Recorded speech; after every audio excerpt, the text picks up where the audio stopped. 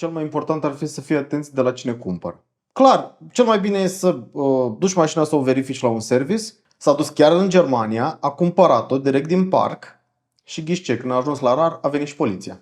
L-a sunat pe vânzător și vânzătorul a fost la modul poți să faci ce vrei, că oricum nu ai ce să-mi faci. Ce trebuie să faci să nu ai probleme? Sunt foarte multe mașini în piață cu rulajul Dat înapoi. înapoi. Dar din câte am înțeles, în România au făcut ilegală măsluirea kilometrului. Pentru noi ca firmă, da, e înșelăciune, e dosar penal.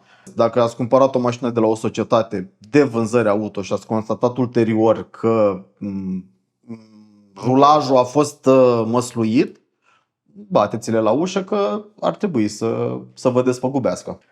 Toate mașinile în aceeași zi aveau raportat daună de 45.000 de lei. Și culmea că două dintre ele, verificate cu tester de vopsea, nu aveau nici măcar un element revopsit. Verificarea fizică, pui un tester pe ea, vezi ce erori are, chestii, nu poate fi omisă din procesul de achiziție a unei mașini second hand. Cea mai simplă triere. Îți apar 300 de anunțuri. Ai acolo o bifă undeva la stare, are serie VIN. Hai să vorbim despre garanție. O să dăm 3 ani de garanție. Exact. Deci legea spune că voi ca dealer trebuie neapărat să dați garanție măcar un an. Bine, vezi că și acolo legea e puțin ambiguă. Ea spune că trebuie să dai garanție de conformitate. Legea nu specifică pe ce număr de kilometri trebuie să dai. Aici e o mare capcană, pentru că te duci la un no-name și ți-a făcut contract de garanție și scrie acolo garanție 3 ani de zile în limita 10 km. Dacă mă urmăriți de ceva mai mult timp aici pe canal, probabil ați observat că începând de anul acesta am început un parteneriat cu cei de la Autogeist, în parcarea cărora mă aflu acum. Acest parteneriat e menit să aducă în fața voastră și mașini second hand, pentru că eu de obicei aici pe canal prezint mașini noi-nouțe. Și trebuie să fim realiști, piața second hand în România este mult mai mare decât piața mașinilor noi. Și sunt absolutamente conștient de faptul că mulți dintre voi vă achiziționați în primul rând o mașină second hand. Tocmai de aceea l-am invitat pe Alex, omul din spatele Autogeist, să apară pe cameră în fața voastră și să ne dea câteva sfaturi cu privire la ce pericole te pasc în momentul în care vrei să-ți iei o mașină second hand, ce ar trebui să verifici, la ce ar trebui să fii atent, care sunt obligațiile legale ale celor care au o astfel de casă auto și, bineînțeles, cum să te protejezi în cazul în care vrei să-ți cumperi o astfel de mașină. Sfaturi de bun simț, spun eu, o să vorbim despre prețuri, o să vorbim despre avantajele și dezavantajele unui astfel de parc, o să vorbim despre riscurile la care te expui atunci când îți cumperi o mașină second hand și o să vorbim, bineînțeles, și de garanția pe care o primești sau nu o primești în unele cazuri pentru mașina achiziționată cu banii munciți din greu de tine. Așadar, vă invit să stați aici lângă noi, să vedeți o discuție interesantă. Vă sugerez eu să stați până la capăt pentru că o să aflați foarte multe lucruri noi.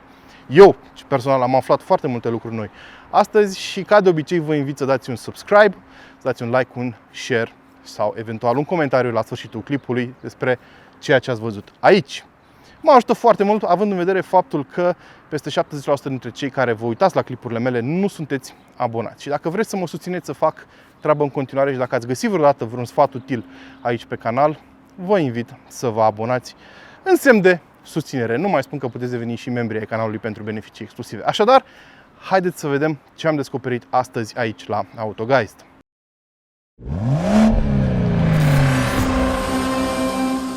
Alex, bine te-am găsit! Bine ai venit, Gabi! Mulțumim că ne-ai primit aici în biroul tău. O să avem o discuție așa foarte lejeră despre piața auto second hand, despre la ce ar trebui să fie oamenii atenți, ce capcane îi așteaptă, multe lucruri. O să vorbim și de prețuri, o să vorbim de garanție, de foarte multe lucruri. Și cred că ar fi bine să începem cu o întrebare mai generală așa. Care ar fi principalele lucruri la care ar trebui să fie oamenii atenți când își iau o mașină second hand?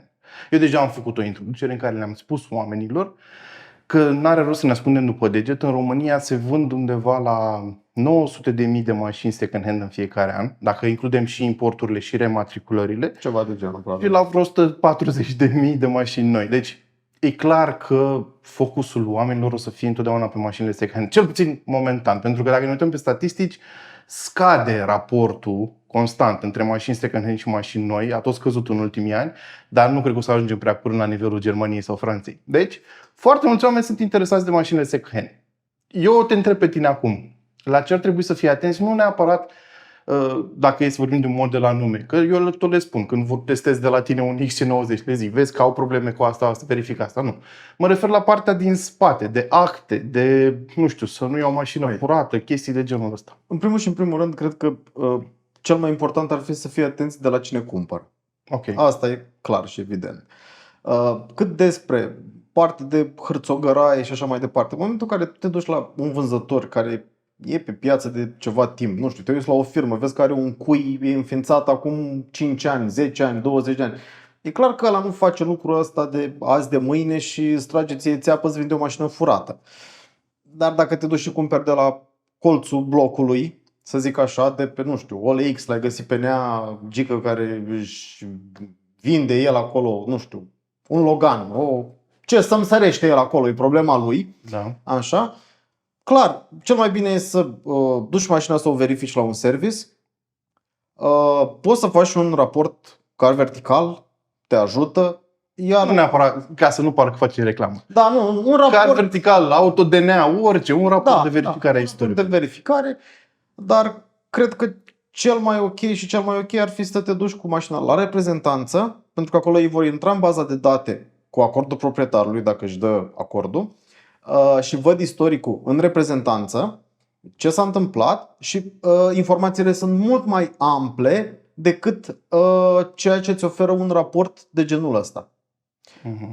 Și, bineînțeles, dacă ai timpul și dispoziția, poți să te duci la RAR, la poliție, ca să verifici dacă nu-i furată, dar cazurile astea sunt foarte rare și în România nu prea se mai întâmplă așa ceva. Eu am auzit de la niște oameni că au fost surprize cu mașini furate. Când au ajuns la RAR, li s-a spus că era furată mașina. Da, și eu cunosc caz concret. Respectivul a mers pe premiza, domnule, nu-mi cumpăr de aici, din România, că mă duc eu în Germania și iau mai ieftin. S-a dus chiar în Germania, a cumpărat-o direct din parc și ghiște, când a ajuns la RAR, a venit și poliția. Wow. Da, mașina era furată, țară de proveniență, ceva gen Danemarca, Norvegia, așa ceva pe acolo. Era mașină de, cum îi zice, de rent-a-car, așa, practic a fost închiriată. I s-au făcut acte de Austria, pe Austria se fac actele foarte ușor, e ceva gen online. După care mașina a ajuns în Germania cu acte de Austria și de acolo a cumpărat-o românașul nostru.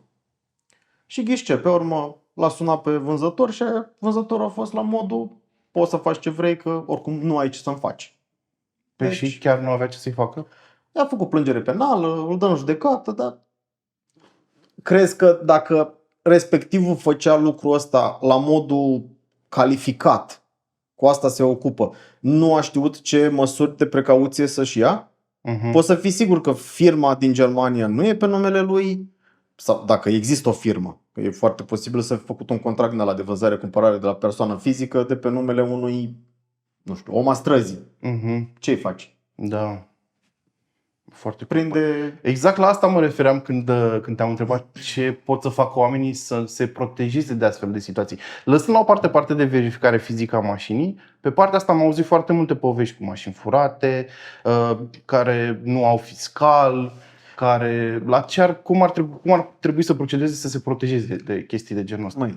Ce trebuie să faci să nu ai probleme? Știi ce se întâmplă? Eu cred că asta e cea mai mică problemă. Adică situațiile în care e o mașină furată, nu știu, una la 1.000.000, poate, situația în care nu ți se dă fiscal, dacă tu ai văzut că ți-o vinde o persoană fizică, nu te-ai dus la o societate, ok, îți dau banii, am făcut actele, dar hai întâi să scoatem un fiscal. Nu-mi scoți pe serie de 6, scoate un fiscal generalizat, să văd și eu că nu ai datorii. Mi-ai scos fiscalul, acum nu știu că se poate și online, sau cel puțin la unele primării e posibil. Mi-ai scos fiscalul, văd că nu ai datorii, poftim banii sau transfer, cum s-au înțeles ei, strict problema lor și pe urmă trimiți raderia ulterior. Că atât timp cât tu nu ai datorii, ar trebui să fii dement ca vânzător, să menții mașina pe rol și să plătești impozit în continuare. Adică e și interesul tău ca vânzător să-i trimiți omului fiscalul. Da. Dar mai mult decât situațiile astea care sunt relativ puține, gen furt sau lipsa fiscalului, bine, furt clar foarte puține, lipsa fiscalului Există, dar nu un număr foarte mare. Ar trebui să verifice ce cumpără. Adică sunt foarte multe mașini în piață cu rulajul dat înapoi. Asta e cea mai comună problemă. Da, într-adevăr e un fenomen care e în scădere față de cum era acum 5 ani, 10, 20 de ani, dar încă se practică. Dar din câte am înțeles, în România au făcut ilegală măsluirea kilometrului. Pentru noi ca firmă, da, e înșelăciune, e dosar penal. Pentru tine, vânzător Gabi, îi vinzi lui Alexandru, da, e ilegală, dar eu trebuie să dau în judecată. Adică nu poate să vină OPC-ul sau poliția la tine să-ți bată la ușă și spune dă-i banii lui ăla înapoi că l-ai păcălit. Aha. Nu, la mine poate, da? Că la mine e firmă. Da. Eu am responsabilitate în fața clientului să-i vând un bun conform. Dacă în bord scrie că are 389.200 de kilometri, se demonstrează ulterior că eu am umblat la acel rulaj, nu știu, merge omul a doua zi, a cincea zi, peste 5 luni la o reprezentanță, verifică istoricul și vede că mașina a intrat în țară cu 500.000 și a cumpărat-o de la mine cu 370. Deși noi menționăm pe facturi, este și pe factura de achiziție a noastră de la furnizor numărul de kilometri, avem istoric la toate, avem rapoarte de verificare și așa mai departe. Dar să zicem, eu ca firmă fac lucrul ăsta, e cam nasol. Da. Adică aviz amatorilor, cei care urmăresc. Dacă ați cumpărat o mașină de la o societate de vânzări auto și ați constatat ulterior că rulajul a fost măsluit, bateți-le la ușă că ar trebui să vă despăgubească. Am înțeles. Altfel e dosar penal. Aha. Ok. Deci tu spui că au început să scadă situațiile de genul ăsta. Da. Crezi că e din cauza platformelor care îți permit să verifici kilometrii? Da. Sau crezi că are un impact mai mare legea? Nu, platformele, nu? Că sunt foarte mulți care în continuare le contestă. Uite, tu lucrezi cu ele non-stop. Da. Eu am făcut reclamă uneia. Okay. Mie mi se par utile, dar înțeleg că au niște limitări. Da. Pentru că există oameni care, dacă vrei să înșeli platformele astea, poți să o faci, nu spune nimeni că nu poți. Dar dacă fostul proprietar, să spunem, a fost un om de bună credință, n-ai cum să spui că nu sunt utile. Nu știu, tu ce experiență ai cu ele? Pot să spun că pe noi ne ajută în ideea în care le-am și încărcat pe site-ul nostru. Adică în momentul în care tu vizualizezi o mașină de pe site-ul nostru, tot acolo este încărcat și un raport de acest gen. Astfel încât un potențial cumpărător să nu mai... Poate se uită, nu știu, la 20 de mașini, plătește 20 de rapoarte, l-a văzut direct, ok, e în regulă, vin și fizic să văd mașina. Sau cum mai sunt cazuri, trimite-mi-o la Oradea. Poftim, dăm contul, dăm factura, trimite mașina la Oradea, la București, la unde o fi. Da, e mult mai simplu pentru că tu pleci de acolo, din acel raport, pleci cu un minim de informație necesară. Da? Ok, ai văzut că nu are daune. Sau poate, nu știu, are daune mici. Dacă ai văzut daună de 20.000 de euro la mașină care costă 25, atunci trebuie să începi să spui semne de întrebare. Dar și acolo pot exista erori. Da. Eu am avut caz concret, flotă de mașini scumpe, erau niște BMW-uri. Toate mașinile în aceeași zi aveau raportat daună de 45.000 de lei. Grindină, ce a fost? Nu. Mașinile au fost pe contract de leasing operațional. Ele s-au întors înapoi către compania de leasing. Noi practic de la compania de leasing le-am cumpărat. Și înainte de a se returna, știi că e politica aia de la leasing operațional, dacă mașina prezintă defecte estetice, ciupituri, parbriz fisurat și așa mai departe, se impută către utilizator dacă el nu deschide dosar de daună pentru ele. Utilizatorii acelor mașini s-au dus înainte, au deschis dosar de daune chiar la Bavaria, București au fost deschise, pentru revopsire integrală. Acum știi și tu care sunt prețurile acolo. Da. Ca să nu poată fi imputată nicio ciupitură. Da. Într-adevăr, nu știu, atunci au fost vreo 5-6 mașini, ceva de genul ăsta. Toate aveau în aceeași zi aceeași valoare pe toate și culmea că 2 dintre ele, verificate cu tester de vopsea, nu aveau nici măcar un element revopsit. Deci nici măcar unul. Celelalte, da, au mai avut. Ba o bară, ba o aripă, o capotă, chestii de genul ăsta. Dar două dintre ele nimic. Deci erau... Și totuși apărea. Da. Dar, în momentul respectiv, mă pun în postura clientului. Am văzut un raport cu o daună de 10.000 de euro, să zic, da? Dar totuși mașina îmi place. Hai să fac săpături mai adânci. Dacă vânzătorul îmi confirmă că este în regulă, hai să văd. Iau mașina și mă duc la reprezentanță. Măi, neavopsitor de la BMW, ia zi-mi și mie, e vopsită mașina asta sau nu? Are impact pe structură, are airbag-uri sărite. De asta e utilă verificarea fizică. Adică, ok, Da. raportul te ajută într-o oarecare măsură cu anumite Clar. chestii, îți dă o idee generală despre mașină, dar tot trebuie să o verifici. Eu asta spun tot timpul oamenilor. Da. Verificarea fizică, pui un tester pe ea, vezi ce erori are, chestii, nu poate fi omisă din procesul de achiziție a unei mașini second hand. Dar din dorința de confort, tu stai acasă cu laptopul deschis sau pe telefon, ai văzut o mașină care îți place. Bă, mă mai duc până la Galați, eu sunt din Ploiești, n-am chef să bat drum. De-aia să văd măcar dacă e mașina bună. Ai plecat cu un minim de informații. Tocmai de asta le-am și încărcat pe site. La noi pe autoguys.ro sunt acolo prezente. Da, asta mi se pare cel mai ok și ar trebui să fie standard în industrie. Da, frate, uite raportul, pentru că eu nu vreau să ascund nimic, uite așa și așa. Și uite, eu am o situație, cumnatul meu încearcă să-și vândă mașina și omul a avut o grijă obsesivă de ea și a avut cascul tot timpul la ea și orice mică daună se ducea la dealer, pac, vopseaua un prag, că la găța în bordură, pac, vopseaua aia. Ei, și când am spus raportul car vertical, zici că mașina aia a fost făcută terți, știi? De asta eu zic, nu știu, zic eu așa, un sfat pentru oameni care îngrijesc obsesiv mașinile ar fi să documenteze fiecare daună. Da, frate, uite, ți apar daunele astea. Da, uite, asta a fost, asta a fost, asta a fost. Ca să arăți ulterior când vinzi mașina, bă, n-a fost făcută terci. Pur și simplu a fost câte o chestie, că suma totală pare mare, dar au fost chestii punctuale rezolvate. E și asta o variantă, și da, aici oamenii când văd probabil că se sperie, dar asta e important, să vorbim, să comunicăm, să... Noi acum avem cum îi spune, o trapă la o mașină ce trebuie schimbată, trapă panoram. S-a spart de la o pietricică. Piesa respectivă în reprezentanță, dacă te duci și o schimbi, costă 40.000 de lei. M-am interesat. Ei, gândește dacă mașina respectivă apare cu acea daună, pentru că pe raport nu-ți scrie, da, s-a schimbat trapa la reprezentanța X. Acolo scrie, daună 40.000 de lei.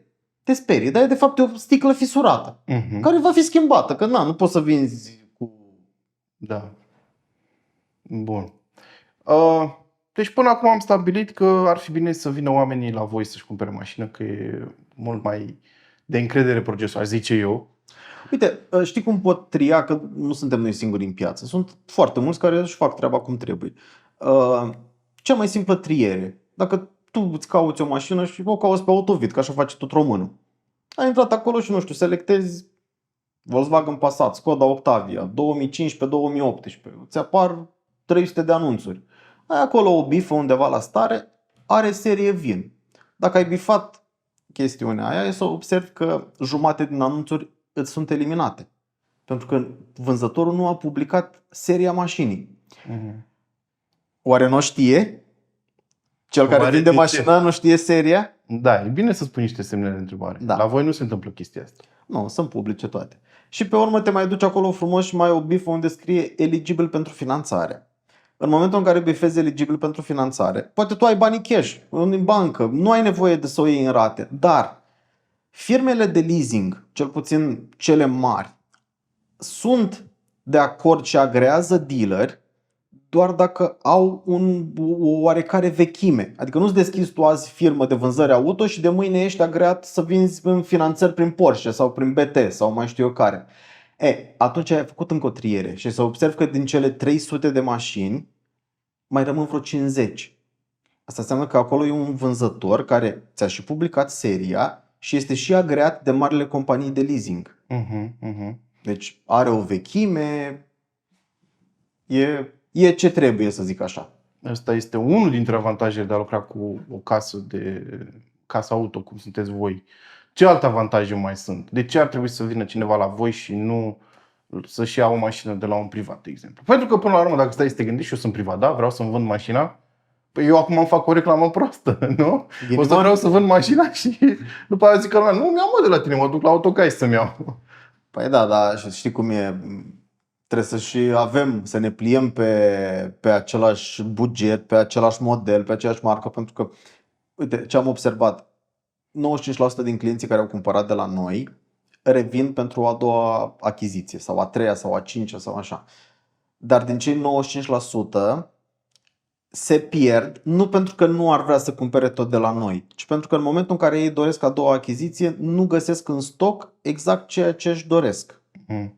Vrea, nu știu, Alfa, zic că îmi scapă numele, Giulietta, și noi nu o avem. Și atunci vine la Gabi și o cumpără la Gabi. Da, înțelegi? Da. Deci, în afară de finanțare, în afară de faptul că mașinile sunt verificate Garanție. și ai o... Ok, garanție. Hai să vorbim despre garanție. Băi, uite, la garanție, deci noi până acum mergeam pe o chestiune standard, 1 an de zile și contra cost puteam să o extindem până la 2 ani. E cam același principiu ca și la mașinile noi. Știi, când te duci să iei o mașină nouă, ai 2 ani garanție și mai dai 1000 de euro, 7000, depinde de la producător și ți-o mai extinde cu încă 1, 2, 7 ani, cum au ei oferta, să zic așa. Noi acum o să mergem pe o variantă în care o să dăm 3 ani de garanție. Ok, deja vă bateți cu producătorii, cu garanție de producător. Da, deci o să dăm garanție 3 ani. Probabil în momentul ăsta creionăm tot proiectul ăsta, e în proporție de 80% gata, dar probabil că până vei publica tu clipul va fi deja activ. Iar în primă fază va fi, cum să zic, pro bono. Adică cumpărătorul nu va plăti absolut nimic, toate mașinile din stocul nostru vor pleca cu garanție 3 ani de zile standard. Bun. Hai să vorbim despre... Am reușit și am făcut logo. Facem ca la show-urile de late night. Exact. Bun, hai să vorbim. M-a întrebat foarte multă lume de chestia asta. Care sunt termenii garanției? Ce înseamnă garanția oferită de voi? Da? Pentru câți kilometri? Există o limită de kilometri? Există niște obligații din partea voastră, gen, nu știu, trebuie să faci revizia la dealer, ce acoperă garanția și dacă se întâmplă ceva, care e procesul de acoperire? Hai ca să discutăm mai bine de ce va fi cu noul proiect, nu de ce a fost până acum. Păi da, pentru că... Dacă discutăm de 3 ani de garanție, clar că o să discutăm de motor, cutie, sistemul de transmisie, tot ce înseamnă sistem de alimentare și supraalimentare turbo. Că mulți spun, domnule, mă duc la, nu știu, nu vreau să dau nume, m-am dus la nu știu cine și mi-a dat garanție pe un Passat din 2007, garanție la motor și la cutie. De el n-a citit în contractul ăla că de fapt el i-a dat garanție doar la blocul motor și la carcasa cutiei. Da. Adică aia nu e garanție. Pentru că când am vrut eu să-mi iau Alfa Romeo, e un tip care vinde foarte multe Alfa Romeo și garanție peste tot pe stadiu. Și când am întrebat ce înseamnă garanția, mi-a zis că nu acoperă doar internele, nimic extern. Și zic, ok, și injectoarele le acoperă? Nu, pe ele sunt puse pe motor. Și eram, nu acoperă injectoarele, dar ce acoperă până la urmă garanția asta? De asta te întreb. Îți dădea garanție pe bloc și... mulțumesc, că nu se sparge blocul, mersi frumos. Da, de asta te întreb ce înseamnă. Bun, revenind, deci am spus motor, cutie, cu tot ce pe acolo, sistem de alimentare, sistem de turbo, sistem de transmisie a puterii la roți, fie că e 2x4, fie că e 4x4, convertizor de cuplu, de exemplu, sistem de climatizare, sistem de siguranță, ABS, airbag-uri, sistem de direcție, adică casetă. Acum, să ne înțelegem, eu îți dau garanție la sistemul de direcție pe funcționalitatea lui. Nu pot să-ți dau pe o consumabilă gen cum este bieleta de direcție. Tu ai luat 3 gropi din alea sănătoase și aia s-a... Acum sper să nu mă înșel, dar știu că și producătorii când îți dau garanție, nu cred că ți acoperă bieletă, cap de bară și chestii. Bujie. Nu ți acoperă, din câte știu eu, pentru că, mai ales în România, avem niște drumuri. Dar garanția pe casetă mi se pare foarte bună, pentru că e și o reparație costisitoare. Da. Ok. Deci asta acoperă. Ai o limită de kilometri? Uite, vreau să mai spun încă un lucru, că foarte mulți au senzația, domnule, mi-am luat, nu știu, mașină BMW 2019 și mi s-a stricat turbina. Păi eu mă duc în reprezentanță la BMW și o să-mi pun turbină nouă. În momentul în care se face o garanție de genul acesta, eu nu te trimit pe tine să te duci la BMW. Ok. Tu poate ești în Zalău și acolo nu există BMW. Tu nu trebuie să urci mașina pe camion să te duci cu ea la Cluj sau unde o fi primul cel mai apropiat BMW. Ok. Tu poți să te duci într-un serviciu autorizat rar. Deci Orice nu te duci la Neafănică la garaj, dar atât timp cât serviciul este agreat rar și îți dă și el garanție pe lucrarea care a făcut-o, că acum cam orice serviciu e obligat prin lege să dea garanție. E ok. Deci tu ai factură, ai deviz, dă-mi să te plătesc. Deci așa funcționează. Dacă se strică Da. ceva, Da. oamenii te sună, uite, am problema asta, tu le spui, dacă ai un dealer în apropiere, du-te la dealer și fă-o, dacă nu, du-te la orice serviciu agreat rar. Corect? Da. Și apoi factura vine la voi și vă ocupați de ea. Pe scurt, da, ceva de genul un ăsta proces funcționează. foarte simplu în mare. Apropo de lege, Ca să mă uit, că m-ai întrebat de limita de kilometri, proiectul pe care îl facem noi acum cu 3 ani de zile, în proporție de 99,99% va fi cu 20.000 de kilometri pe an. Deci tu practic pleci cu 3 ani și 60.000 în total. mi se pare decent. Adică inclusiv producătorii dau maxim 100.000, au o limită de kilometri, știi? Adică nu mi se pare ceva ieșit din comun. Că până la urmă, dacă ți iei o mașină și te apuci de făcut taxi și vrei să fii acoperite de garanție, nu fi așa. Sau o bagi la rent-a-car. Da. Dar apropo de lege, nu cumva sunteți obligați să dați garanție? Parcă știu că era... Ok, deci legea spune că voi ca dealer trebuie neapărat să dați garanție măcar un an. Iarăși un avantaj față de un vânzător privat.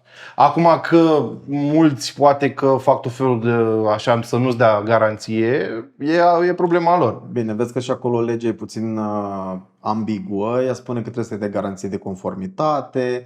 În realitate, garanția ce oferim noi e de fapt o garanție tehnică, nu e o garanție de conformitate, pentru că conformitate înseamnă că mașina pe care ți-o vând îți garantez că e conformă. Adică e la fel ca atunci când a părăsit uzina. Are același motor, numărul de kilometri sunt conformi, nu sunt dați înapoi, are airbag-urile la locul lui. E ambiguă. Dar da, trebuie să dai un an garanție. Am înțeles. Deci asta e minim. Și atenție, legea nu specifică pe ce număr de kilometri trebuie să dai. Aici e o mare capcană, pentru că te duci la un no-name și ți-a făcut contract de garanție și scrie acolo, garanție 3 ani de zile în limita 10 km. Bă, ești nebun? Da, e legal. Și există oameni de ăștia? Uite, Nu iarăși, o chestie pe care numai un om din business putea să o știe. Una din capcanele în care poți să cazi când poți să-ți cumperi o mașină, că nu toți dealerii sunt la fel. Și e posibil nici să nu ți scrie vizibil, știi, să scrie acolo. Garanția se acordă în subsolul paginii, știi? Da. Garanția se aplică pentru un an de zile în limita 5 km, 100 de km. Cât vrea el să treacă. Da, și pentru că am impresia că legea are doar folosește doar intervalul de timp, nu și un număr de doar. Și atunci ei respectă legea, da. Din punct de vedere legal sunt acoperiți și prostia din punctul meu de vedere este că legislația face referire la toate bunurile second hand. Nu e o legislație făcută pentru mașini, alta pentru telefoane și alta pentru, nu știu, biciclete second hand care le cumperi de la un vânzător profesionist. Nu. Legislația e europeană pentru toate bunurile second hand, ceea ce mi se pare o aberație. Wow. Da, pe da, normal. Nu era greu să mai facă 3 paragrafe acolo în legislație și să spună pentru autoturisme trebuie să dai minim 1000 de kilometri, 5000, 100.000, cât vroiau ei. Ok. Și în afară de limita de kilometri, mai poți să pierzi garanția și dacă, nu știu, vorbeam de revizii, da?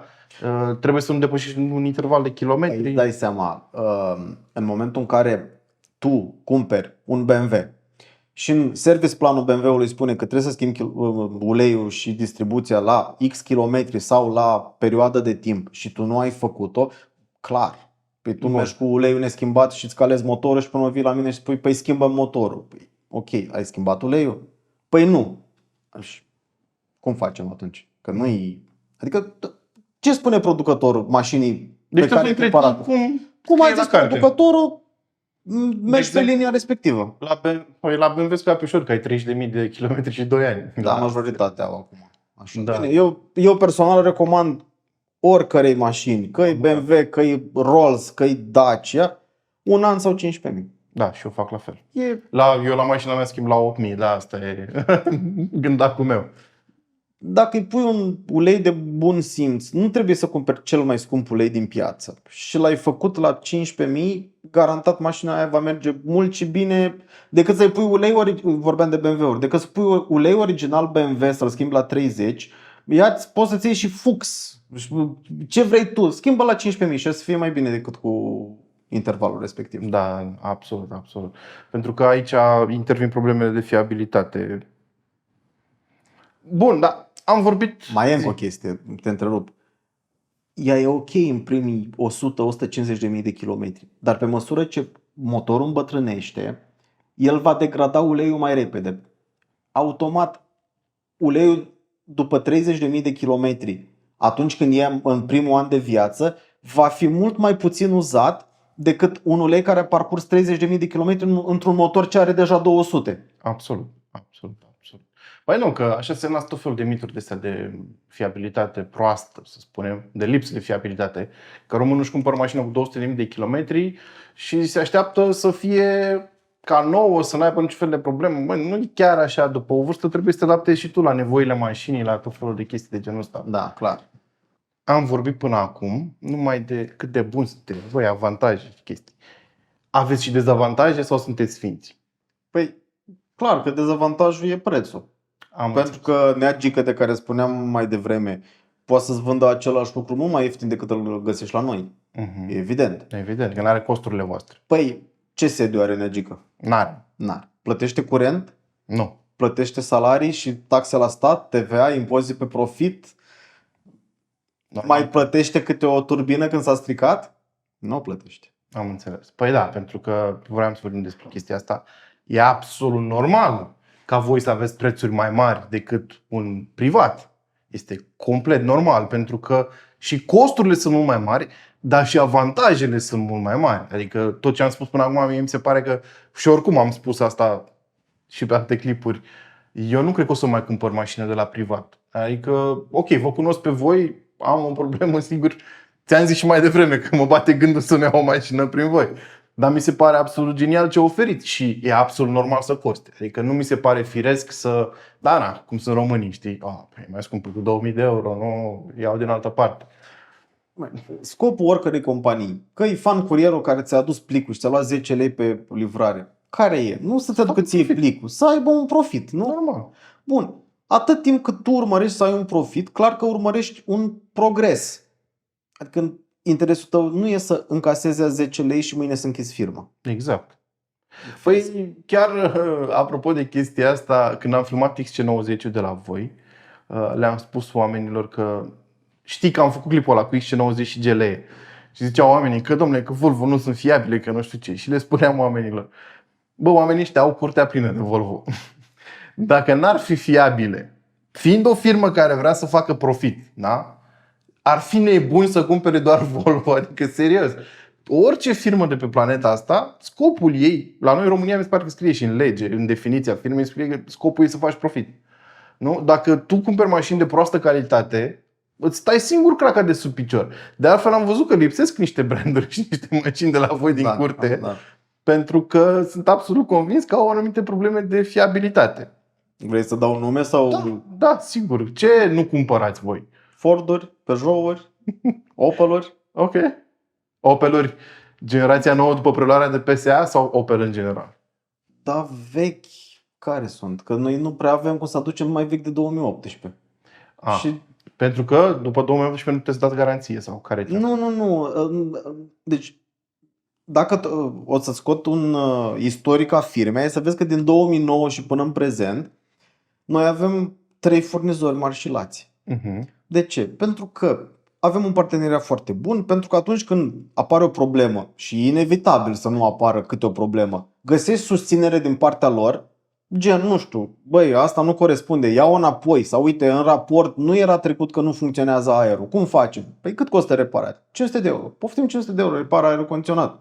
Că eu în raport ți-am scris că funcționa. Și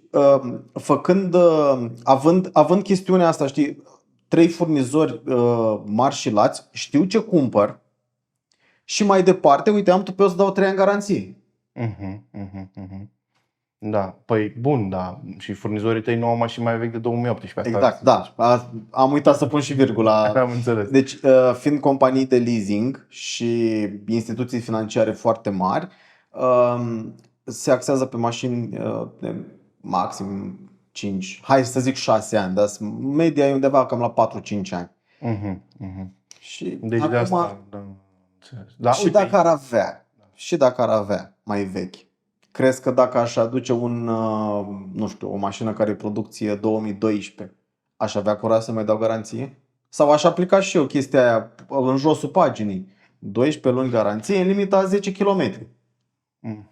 Păi și cei care aduc mașini mai vechi și dau garanție? Revenim la blocul motor de care povesteai tu? Da, ar trebui să ne punem niște semne de întrebare, nu? Da. Acum, cu siguranță, printre ei există și persoane care sunt corecte și își fac treaba așa cum trebuie. Adică atât timp cât eu nu-i cunosc pe ei, nu pot să... Normal. Dar nu acuzăm pe nimeni, că nu avem cum. Doamne ferește, numai că noi în România trăim într-un climat foarte puternic de neîncredere și se aud atâtea povești, pentru că, să fim sinceri, românul caută întotdeauna cel mai ieftin. Da? Prețul dictează achiziția de cele mai multe ori. Da. Caută cea mai ieftină ofertă și am spus-o cred că mi-am tocit dinții, mai ales când vine vorba de mașini second hand, un preț mic aproape de fiecare dată e o afacere proastă. Fiecare dată. Că și eu vreau să-mi pun mașină la vânzare acum și o să pun un preț mare, peste media pieței. Dar o să-l pun pentru că știu ce vând. Adică mi-aș face mie o defavoare dacă aș vinde la un preț de nimic. Dacă aș vinde la preț de, nu știu, diesel fără nicio opțiune, nu? Da, dar totuși în momentul în care cumperi o mașină foarte ieftină, ai un mare avantaj. Care? O zi, două ești foarte bucuros. Mamă, ce afacere bună am făcut. Până începi să te duci la service, știi? Până încep să se vadă pe motivele pentru care mașina aia totuși a avut un preț atât de mic. Corect. Eu am pățit asta pe pielea mea. Nu pot să fiu ipocrit și să spun că... Dom'le, am fost lacom, mi-am luat o mașină care era sub prețul pieței și avea și probleme la baterie și kilometri dați înapoi și tot. Dar am fost atât de orbit la momentul ăla de faptul că avea prețul care se încadra în bugetul meu, încât am luat-o și aia a fost. Și până la urmă m-a costat mai mult decât dacă luam una care era ok. Și oamenii nu realizează o chestie, că până la urmă nu e vorba doar de bani. E vorba și de timpul pierdut, de nervi, de faptul că de foarte multe ori ajungi în serviciu și nu se face o diagnosticare corectă a problemei. E mai grea diagnosticarea decât rezolvarea. Exact. Eu am pățit cu un Prius, aveam un martor în bord care îmi spunea că am o problemă pe sistemul de evacuare. Am dus-o la reprezentanță, ăia de la reprezentanță au verificat sondele lambda, au zis că sunt ok. Înseamnă că e o problemă pe cablaj, nu, că e un releu. Am schimbat releul, nu era de la releu. Și după aia mi-a zis că e o problemă pe instalația electrică a mașinii, că trebuie să o verifice pe toată. Și m-ar costa vreo 8.000 de lei să verifice toată instalația electrică a mașinii. Pentru că oamenii nu puteau să diagnosticheze problema. Și ce să vezi, am fost la un băiat care are serviciu de hibride, într-o oră m-a sunat, gata, am găsit problema, era o împământare de la o bobină de inducție. Am tras un cablu, pac, am rezolvat. 600 de lei. Noi am avut un Passat CC cu mai mulți ani în urmă. Nu-i mergea camera de marșalier, câteodată. Cumpărătorul, când a venit să vadă mașina, a zis că el vrea să o verifice la reprezentanță. A zis la reprezentanță, cei de acolo au văzut eroarea și au dat deviz. Înlocuit cameră, înlocuit cablaj, înlocuit ăla, știi că e acționarea aia așa. Am impresia că îi pusese inclusiv sistemul de infotainment să îl schimb. Deci a făcut un deviz la cât jumate de mașină era. Da. Ghiși ce? Era un cablu ros la portbagaj când se deschide, știi? Unde Da. Asta zic, că diagnosticarea te omoară de ceva multe ori. De asta e mai bine să iei o mașină care e mințile ei din prima, decât să te duci tu să te chinui să o faci. Bine, acum unii au o altă filozofie, că dom'le, o iau super ieftină și o fac eu, că știu eu ce știu eu, un am băiat făcut-o care... eu și știu eu că am schimbat cum trebuie și ce. Opțiunea lor, nu zic că e un lucru rău, dacă te pricepi la mecanic timpul sau permite. și îți permite timpul, poate fi și asta o variantă, dar oamenii care fac asta își asumă de la început faptul că prețul ăla mic oricum înseamnă niște probleme și își asumă că o să rezolve ei problemele. Pentru majoritatea oamenilor, cred că e mai bine invers. Încă un lucru. Anumite probleme nu ai cum să le rezolvi oricât de mult ți-i dori. De exemplu, dacă ți iei o mașină care are daună structurală, cu lonjeroane care au fost îndreptate, sudate și așa mai departe, ce îi faci? Da, nu mai ai ce să Acolo Aia n-ar trebui să fie pe drum în primul rând. N-ar trebui pusă la vânzare. Dar sunt. Și sunt multe. Și astea le găsești când o verifici la reprezentanță, cum v-am zis. Da, sau orice serviciu de bun simț care... O ridică pe un elevator și se uită la... Da, că nu-i mare filozofie să... Noi vedem lucrurile astea fără să o ridicăm pe elevator. Deci vin foarte mulți la buyback. Uite că asta e o chestiune care o facem și buyback, da? Și deja când ies din birou, mașina e parcată afară și îl întreb: ce daună a avut mașina? Nu, că mașina mea, că țiplă, că nu știu ce. Și când găsești lonjeroane sudate sau am mai avut recent un Opel, a venit și zic: dom'le, nu luăm Opel, dar haide, dacă tot ați bătut drumul, că a venit de la... Așa, nici n-a sunat înainte. Pur și simplu ne trezi cu el aici. Hai să mă uit, poate găsim vreun cunoștință, alții care vând Opeluri și o dați acolo dacă... Ei, ce vorbești, mă? Deci uite așa erau crăpături la semi-aripi. Da, deci, iar de pe lonjeroane se exfolia vopseaua. Când ai să vezi așa ceva pe ceea ce e de uzină? Super. Da. Și omul chiar nu știa. În cazul ăsta nu știa. Deci așa o cumpărase el. Așa o cumpărase, da. Da, mai sunt și situații de astea. Și a aflat atunci când i-a spus voi? Sau a aflat? Mi-a părut rău să-i dau vestea asta, dar vrei să te minți sau vrei să spun realitatea? Și a zis că spune. Zic, nu știu nici airbag-urile dacă le ai. Da, probabil a fost făcută mașina aia acordeon. Da. Bine, dar astea le observi, zic eu, atunci când sunt făcute prost mașinile, sunt reparate prost. Și dacă e bine. Eu cel puțin. Că vor fi oameni în comentarii, sunt absolut convins, care o să zică: păi el știi pe Vasili din Georgia? Are canal de YouTube, fii atent, când ți le face din două, ți face una, nici nu-ți dai seama. Nu există. Eu zic că îți dai seama dacă ai experiență. Păi da, eu îmi dau seama, asta ziceam. Am văzut și eu niște clipuri foarte impresionante pe YouTube cu niște băieți care repară niște mașini prin Rusia. Probabil le-ai văzut și tu, nu știu dacă le-ai văzut. Făcute terci, adică așa, și le repară. Fac din jumate din asta. Eu personal, deși consider că mă pricep cât de cât la mașini, nu știu dacă mi-aș da seama. Da, dar tu mai mult ai testat mașinile din prisma pasionatului conducător care vrea să transmită un feedback mai departe unei persoane care te urmărește. Eu testez mașinile la fel ca și tine. Sunt pasionat, asta fac și visez motoare de când am început să merg. Dar trebuie să mă și asigur că în momentul în care mașina a plecat de aici, cel care se urcă la volan, el nu știe, da? El e un cumpărător de bună credință, știe că a venit la mine și a luat un lucru calitativ. Nu mă trezesc că s-a urcat, a făcut un accident și, Doamne ferește, în loc să se deschidă airbag-urile, nu s-au deschis, că erau de fapt doar niște goluri acolo, nu mai existau airbag-uri. Da. Eu trebuie să garantez chestiunea asta, știi? Da. Ei, Și înveți foarte multe lucruri în atât. dar n-ai cum. Dacă ești și pasionat și Mhm. n-ai cum să nu înveți. Eu îți spun că și alea care sunt foarte bine făcute prin Rusia, probabil că la o primă inspecție așa, doar să mă învârt de jur împrejurul mașinii, nu mi-aș da seama. Dar când încep să o iau la bani mărunți, orice lucrătură făcută pe o mașină după ceea ce a făcut uzina, lasă urme. Mhm. Da, am înțeles. Ideea de bază ar fi: când își cumpără oricine o mașină, în primul rând trebuie să se gândească că el face un parteneriat cu cel care o vinde, practic. Da?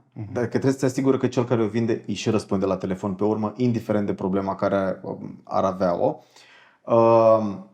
Verificați în cât mai multe locuri posibile, că dacă faci mai multe verificări, nu ai ce să pierzi. Și succes și kilometri fără neplăceri. Ați auzit de la om tot ce trebuie să auziți. Eu nu mai am nimic de spus. Sper că v-a plăcut episodul. Am vorbit despre piața second hand, ceva ce eu nu prea fac aici pe canal.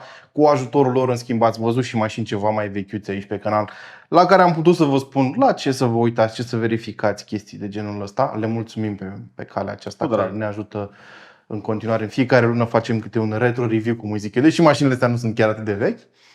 Până data viitoare, bineînțeles, dacă mai aveți întrebări, lăsați-le în secțiunea de comentarii. Sunt sigur că mai aveți curiozități. Noi o să răspundem în comentarii pe măsura timpului și nu uitați de like, share, subscribe, bineînțeles. Mulțumim, Alex, pe data viitoare.